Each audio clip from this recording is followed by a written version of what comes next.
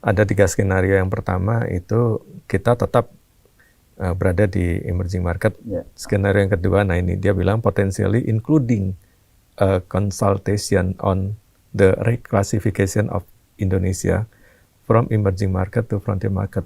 Jadi ada skenario kedua, yaitu ada periode konsultasi. Ya. Karena gini, MSCI itu kan dia tidak serta-merta nih mendowngrade kita ke frontier market. Itu yang saya tahu dari pengalaman historis ya Pak ya.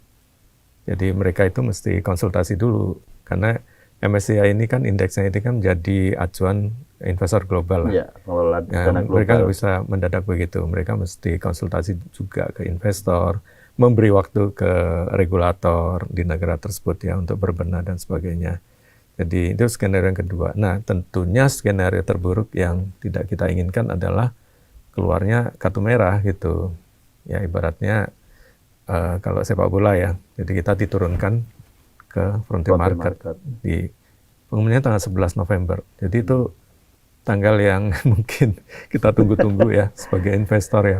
Ya harap-harap cemas Pak ya. Harap-harap cemas, tapi tadi ada 3 skenario. Dan bagaimana probability-nya mungkin nanti agak di belakang ya. Jadi ada 3 skenario. Tadi yang pertama tetap di emerging market, yang kedua tahap konsultasi, yang ketiga langsung kartu merah. Betul. Konsultasinya ini adalah untuk tadi reklasifikasi ke frontier market. Pak, yang disoroti MSCI kan soal free float, terus kepemilikan terkonsentrasi tinggi. Gitu. Betul. Sebetulnya kalau di mata investor, itu global terutama, itu seberapa pengaruhnya sih Pak? Oke.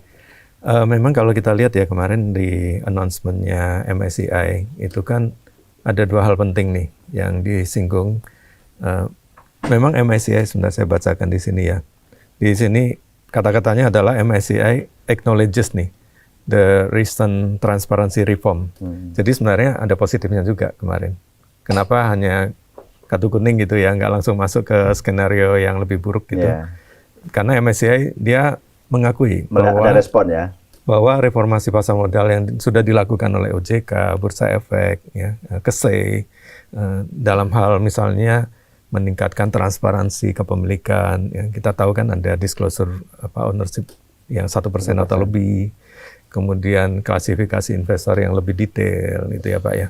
Terus ada HSC, High Shareholding Concentration juga, ya, yang dimana itu benar-benar dipakai oleh MSCI kan. Begitu ada saham masuk ini HSC langsung out dikeluarkan dari indeks ya. Nah juga tentunya ada roadmap nih untuk mencapai tadi minimum free float 15%. Itu yang di acknowledge ya. Nah kalau kita lihat ini positifnya ya. Nah tetapi ada tapinya ini. Ada 2 hal yang menjadi concern dari MSCI ya, dalam pengumumannya itu. Yang pertama adalah masih tentang transparansi gitu ya. Yang kedua itu adalah masalah yang disebut dengan coordinated perdagangan yang trading terkoordinasi Pak ya. Nah itu dia.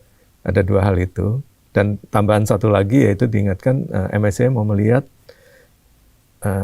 implementasi dari regulasi dan konsistensi dari implementasi itu. Jadi ini 3 hal yang menjadi PR kita. Sedangkan waktunya kan ini udah nggak banyak ya, kalau kita lihat 11 November ini kan, kalau hitung dari hari ini kan kira-kira 4 bulan ya Pak Mas Iram. Ya Pak, soal waktu nih kemudian Pak. Nah tadi pertanyaannya maaf.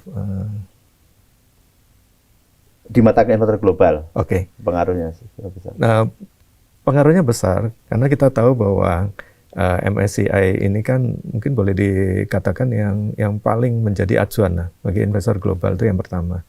Di bawahnya sedikit itu ada FTSE Russell, ya kan? FTSI.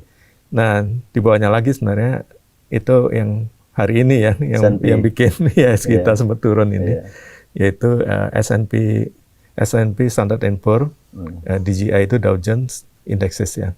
Nah dia nampaknya mengikuti langkah MSCI kemarin. Ya, jadi dan klasifikasinya juga sama kan Pak Mas Iram tuh. Dengan MSCI. Jadi dia nampaknya konsisten juga ngikutin dengan apa yang dilakukan oleh MSCI. Ada peringatan bahwa klasifikasi untuk ke frontier market. Betul. Dan saya pikir Itu hal yang serius ya Pak, karena sekarang kan sudah beberapa nih yang menyoroti hal yang sama gitu ya. Dan bagi investor global ya mereka sangat tergantung pada tipenya sih Pak. Kalau saya lihat ya, investor global itu kan ada yang active funds, ada yang passive fund. Kalau yang passive fund ini kan udah jelas, dia pasti akan ngikutin kalau saham itu dikurangin weight-nya atau saham itu dikeluarkan dari indeks, mereka juga akan jual. Itu net sell asing, ya itu 90 triliun rupiah. 90 dari awal tahun sampai hari ini kita podcast. Nah, dari 90 triliun ini ternyata 32 triliun itu net sell-nya di saham BCA, Pak. Ya, wonderful company, saham sejuta umat, yang orang pikir mana mungkin lah harganya bisa di bawah 6.000 itu ya beberapa bulan yang lalu ya. Yang kedua itu BRI juga. BRI itu sekitar BRI itu 13 triliun Pak net sell asing. BMRI sedikit di bawahnya 12,5. Jadi kalau dikumpulkan itu 3 bank ini aja net sell-nya itu udah 65% Pak. Itu yang menjelaskan juga kenapa harga saham ketiga bank ini kan turunnya lumayan dalam itu Pak. 65%. Sedangkan BCA tadi 32 dari 90 triliun itu hampir sepertiganya ya. 30%. Saya cek untuk Telkom malah nggak terlalu banyak. Net sell-nya sekitar 1,3 T. Bank BNI itu agak selamat dari net sell asing itu. Hanya sekitar 3 T Pak. Tapi ya memang kalau kita lihat di MSCI Indonesia Index ya, yang weight-nya gede-gede itu kan memang 3 tadi itu. BCA, BRI, Bank Mandiri. Bank Mandiri. Iya. Pak, kalau kita sebagai investor lokal nih Pak, ada 90 T tadi outflow. Sebenarnya kalau kita lihat potensi market ini, lokal sanggup nggak sih menggantikan? Oke. Kalau dibilang sanggup, sudah terjadi Pak. Ketika asing jual kan pasti ada yang beli kan. Nah, yang 90 T itu asing jual kan, pihak yang beli kan itu adalah domestik lah gitu ya. Nah, domestik kan bisa macam-macam ya, bisa retail, bisa institusi di sini bisa dana pensiun, kemudian juga reksadana ya funds, bisa juga insurance ya Pak. Ini. Nah, udah terbukti bisa gitu loh. Unfortunately juga berarti itu banyak juga yang sekarang lagi floating loss kan.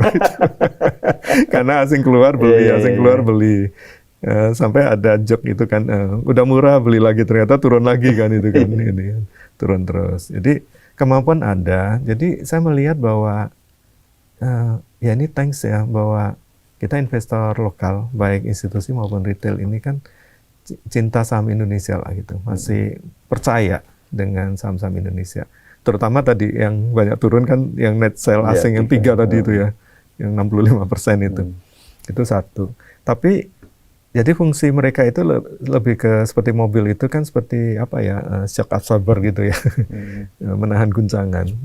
Tapi ini kan terbatas ya Pak ya, ada keterbatasan. Sebenarnya sih kita berharap bahwa ada dana dari institusi di lokal, domestik tuh, karena dananya jauh lebih besar ya. Contohnya BPJS Tenaga Kerja itu kan ada sekitar dana kelolaannya kan sekitar 900-an T ya Pak. Sedangkan yang diinvestasikan di saham kecil itu sekali, sekitar 7% lah, 61 T. Cuma memang perlu diingat bahwa BPJS TK ini kan juga punya keterbatasan Pak. Mereka harus diversifikasi, managing risk ya. Ini belum risiko hukum Pak. Betul. Kalau floating loss, padahal baru floating loss kadang kan. Betul. Jadi udah belinya sahamnya udah bener analisisnya gitu kan. BCA misalnya atau BRI ternyata turun gitu kan. Wah ini kenapa? Itu bisa rugi. Gitu. Nah, jadi sebenarnya kalau kita bicara domestik, ya memang ada potensi untuk bisa menahan ini, terutama untuk institusi ya kalau itu dilakukan. Karena kalau outflow-nya itu kan seandainya diturun ke frontier market kan tuh banyak yang udah menghitung tuh, memperkirakan ke outflow-nya kan kira-kira 13 miliar US dollar ya Pak. Mungkin sekitar 235 triliun rupiah. Nah, ini kan kalau rame-rame kita apa ya domestik gitu ya, retail institusi gitu, gotong royong gitu ya, tanahan gitu ya. Sebenarnya kan bisa gitu.